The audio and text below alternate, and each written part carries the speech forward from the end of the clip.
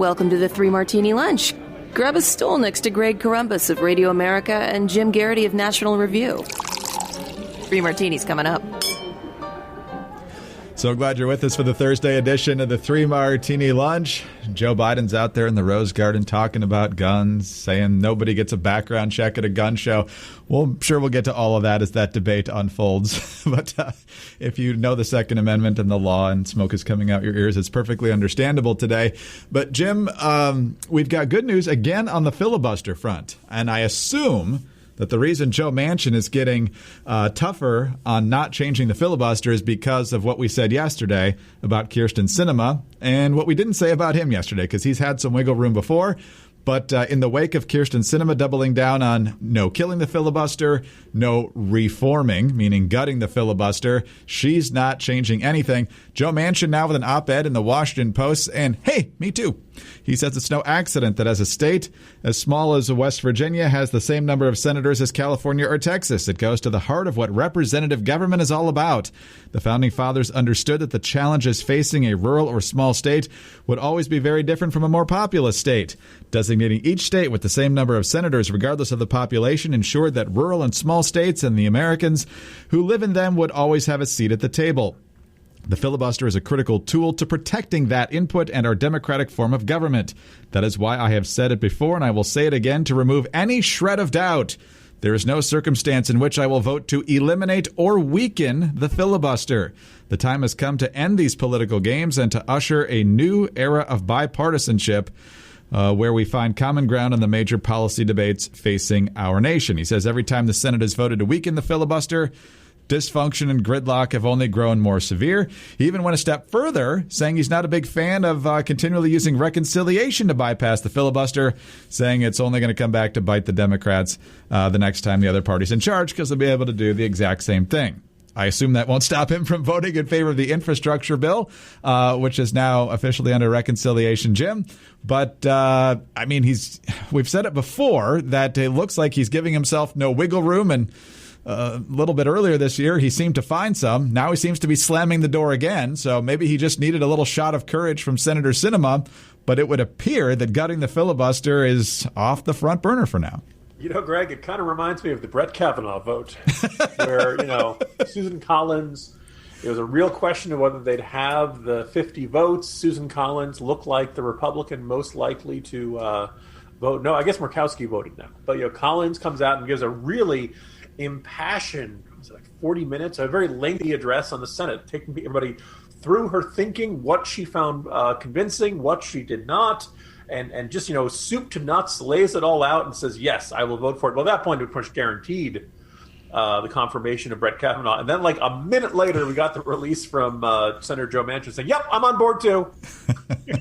Profile and courage, ready to be that 52nd vote, or I guess the 51st vote if Mike Pence was not going to break the tie. But nonetheless, in this case, I will take it. I could hear some people out there saying, well, why would you say this is the good martini? We've already seen a little bit of flip-flopping and wiggle room from Manchin. He has sounded really resolute before, and then he suggested that maybe he could be open to some reform of the filibuster for civil rights legislation. But I think this op-ed slams the door on that wiggle room about as clearly as you can. There's not a lot of other ways to interpret. There is no circumstance in which I will vote to eliminate or weaken the filibuster. And the or weaken is the really important one, right? Because there was the argument of we're going to make it you got to have a stand on your feet and, old-fashioned regular filibuster, which would give the minority the ability to delay legislation that it doesn't like, but really not any effective way to deter it, to stop it from passing, which is the current state of things. I would argue that if you do that, well, then you're effectively getting rid of the filibuster. You're only giving the minority the willingness to, they can only delay it as long as they're willing to have people stand there and talk, and it's going to have to end at some point unless they want to do it all the way to the end of the session. Maybe you could do it towards the end of the year. It's not likely to happen, with close to 2 years away to the next midterms elections. Yeah. So, look, for now, I'm going to say, yes, this is a good martini. This really doesn't leave him any wiggle room. This really doesn't leave him. And I think he would look too ridiculous to be resolute and say, no, I'm not going to end the filibuster. then say, well, maybe I might open up the door. I might have a little bit of situations where we could overcome the filibuster, to put forth this op-ed and say, nope, I will not vote to weaken the filibuster in any way. And then if, God forbid, 2 weeks from now, he says, well, maybe there's a little circumstance, like, he would look too ridiculous, even by Joe Manchin standards. Well, I certainly hope that's the case. I hope he sticks to it. Maybe having a little company gives him an extra shot of courage here. But this got way too close, and hopefully he actually sticks to it. It won't shock me if the next time he talks to a liberal interviewer, he starts to wiggle again. Sometimes he gets like that. You mentioned, I think, on Twitter yesterday, Jim, that Joe Biden seems to sometimes say what he thinks the interviewer wants to hear, and sometimes I feel like Joe Manchin wants that too. But hopefully you're right. I don't want to be too cynical, but he's given us a little bit of reason for cynicism. Hopefully Kyrsten Sinema, of all people, has dragged him back to sanity. Just amazing what's happening in politics right now. But if you want to rest easy that the filibuster seems to be safe for the moment, go ahead and enjoy that and rest on a MyPillow. But MyPillow is giving the same attention they've given to their pillows to their towels. In fact, right now, 3 Martini Lunch listeners can get 2 of the 6-piece towel sets for one low price and free shipping. MyPillow towels have proprietary technology that makes these towels highly absorbent. They're soft to the touch without that lotiony feel. They have a 10-year warranty and a 60-day money-back guarantee.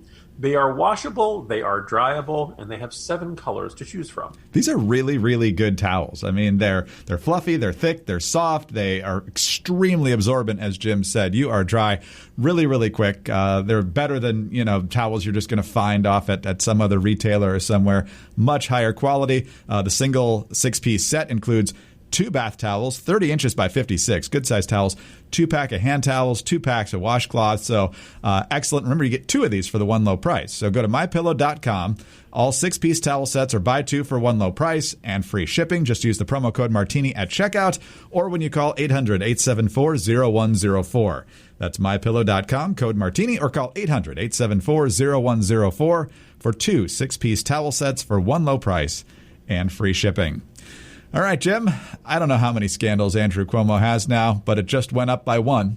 We've got the 9 accusers. We've got the book deal that seems to have been financed by campaign funds. We've got the friends and family members getting the expedited COVID tests and expedited results and so forth. But the biggest scandal, obviously, remains the nursing home scandal. We know about the order from late March of last year. We know about the delayed report. We know about the lying in that delayed report. And now we know that they knew the real numbers all along. This is the New York Post. The Cuomo administration began tracking COVID-19 related out-of-facility nursing home resident deaths as early as April last year, yet still withheld the data from a state Health Department report released nearly 3 months later, according to a document obtained by the Post. The State Department of Health memo sent out to the administrators of nursing homes and adult care facilities directed them to report daily the number of residents who died of COVID-19, including if the death occurred in their facility or in the hospital setting. However, the final report consequently only included in-facility deaths, painting an incomplete picture of the pandemic's effect on the state's most vulnerable population. So, Jim, I guess choose your poison about which is worse here, knowing the real numbers and lying about it, or what we thought before is that they were intentionally tracking the numbers lower and reporting those. But no, they've lied about it in at least 2 different ways here. Yeah, I'm going to say lying is worse. Now, yesterday in the Corner, maybe it was 2 days ago, I wrote a note about how that Andrew Cuomo had now surpassed the Al Franken standard in terms of how the sheer number of accusers.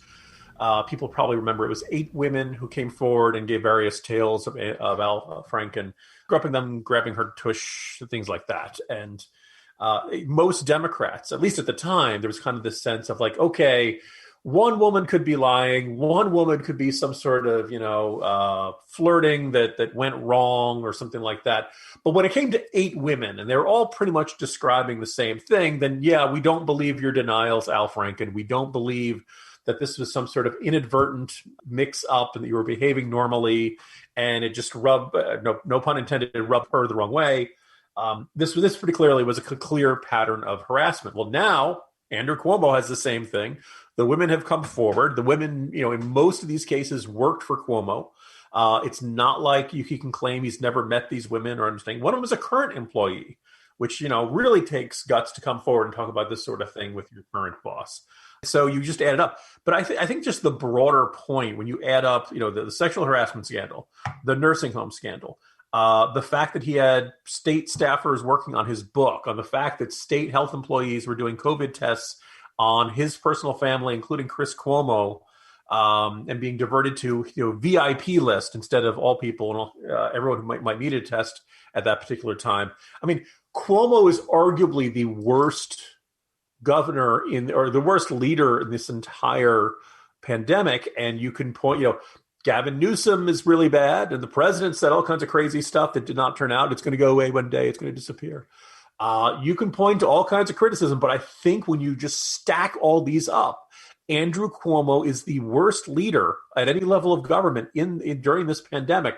And the great irony is Andrew Cuomo is probably the most celebrated leader at any level during this pandemic. Maybe you could argue Fauci or something like that. But by and large, so this is about as colossal a failure of the national media as you can possibly imagine. This is like, I don't want to invoke Godwin's law, so I won't use Hitler. But, any type of really bad leader stands out and saying, oh, yes, that was the good guy. No, you're watching Star Wars and saying, Darth Vader, he was really heroic because of his strict standard of accountability in the Imperial forces, the way he kept choking all the people who failed him and things like that. The entire year, we were told Andrew Cuomo's doing a great job and he's the best and all that stuff.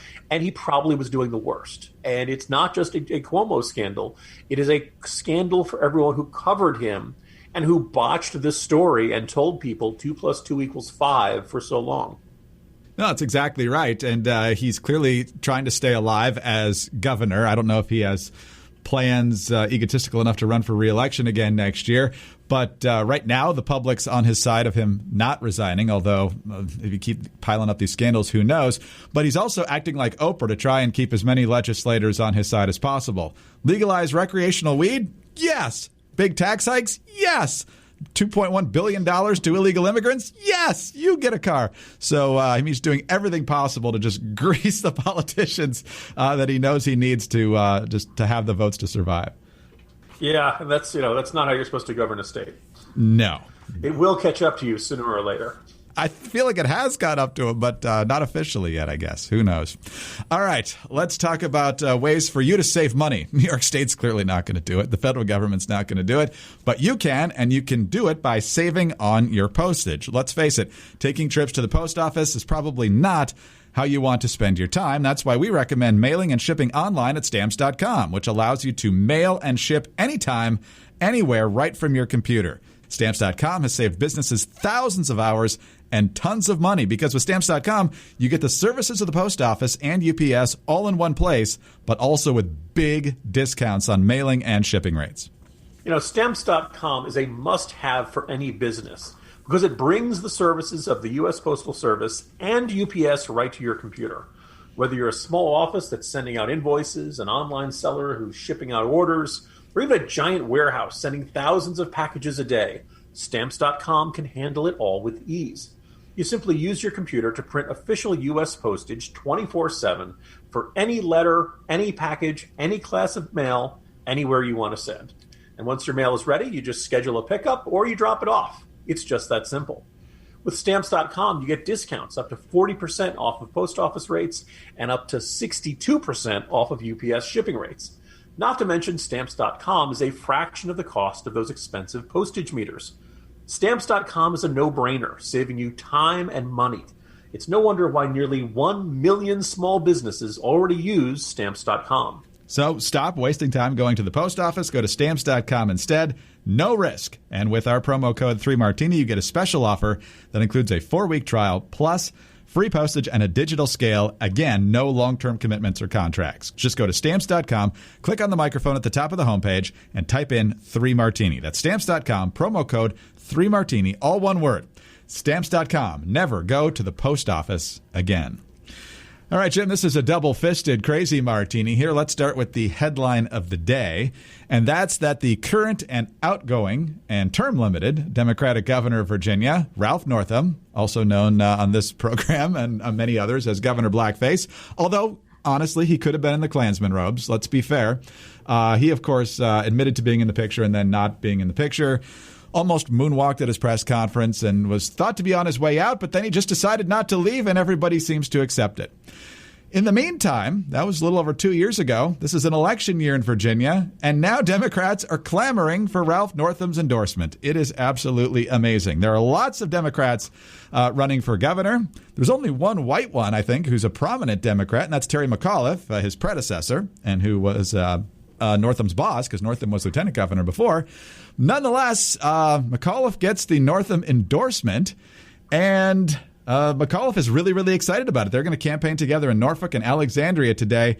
Northam says, we, since they were together in the previous 4 years as well, have accomplished so much, and he says Terry McAuliffe is the right choice for this job. Jim, I'm kind of disappointed on this because I was expecting a really knockdown, drag-out fight between McAuliffe and Justin Fairfax, and with the primary not that far away, I feel like we're just not going to get that fight. We'll get to Fairfax in just a minute and what he said in a recent debate. But what do you make of the fact that Northam has gone from pariah to kingmaker again in Virginia? It's deeply depressing, Greg. There used to be a gig on or a sketch they would do on the weekend update of Saturday Night Live where they'd greet some sort of news with just this endless series of really. It's bad enough that Ralph Northam is still our governor. Ralph Northam couldn't resign because Justin Fairfax, who had been credibly accused of rape by 2 women, we couldn't have him take over. And ordinarily said, okay, let's move on to the state attorney general. And turns out he had a blackface scandal too. And you kind of have this image of the Virginia State Capitol where you're like, okay, everybody who's not worn blackface, please raise your hand. Anyone? It was an embarrassing chapter for this state, and the fact that Ralph Northam has managed to just kind of convince everybody. Like, you never explained why his yearbook said Coon Man. There's never been any explanation. At first he said, that's me in the picture. And then he realized that this was going to lead to his resignation, and he's like, oh, I'm not in that picture. They did that whole investigation. They've never been able to explain how that picture just happened to end up there. In that, and he never really explained why he admitted it. He had that crazy press conference in which he insisted he'd gone to a Michael Jackson lookalike contest and put on you got this bizarre question of you're like, we have to be able to do better as a state. And now people want his endorsement. And he's given his endorsement to Terry McAuliffe, who, Greg, I think it's too much to our great frustration, somehow managed to be the least scandalous governor out of the last 3 in this state. Which isn't saying that much when you consider Bob McDonnell and Ralph Northam. No, but it's certainly not what I would have expected. I remember when McAuliffe got elected narrowly over Ken Cuccinelli, we said he's either going to leave because he got indicted or got a job possibly in a Hillary Clinton administration, and that didn't actually happen on either front. So, Jim, you mentioned Lieutenant Governor Justin Fairfax and his scandal of being credibly accused of sexual assault or even rape by 2 different accusers.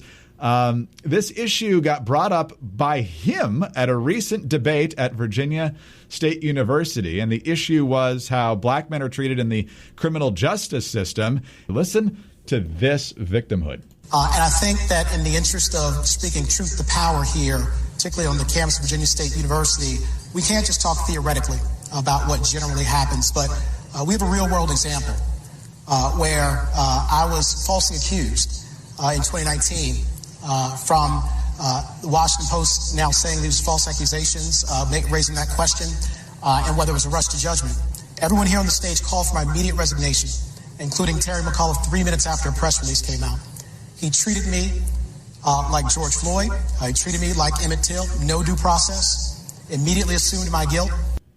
Treated me like George Floyd and Emmett Till.